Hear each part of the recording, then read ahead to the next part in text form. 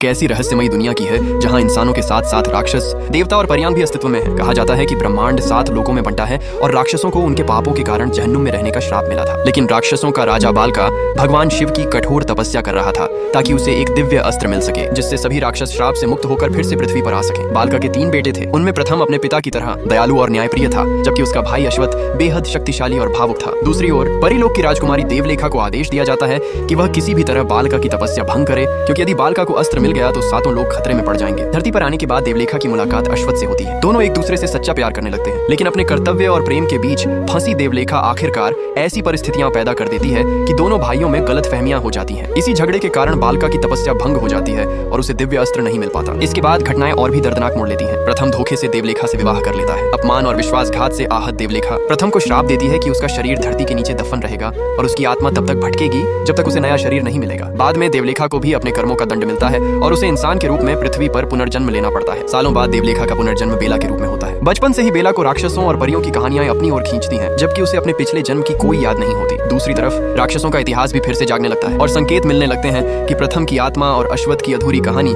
एक बार फिर लौटने वाली है।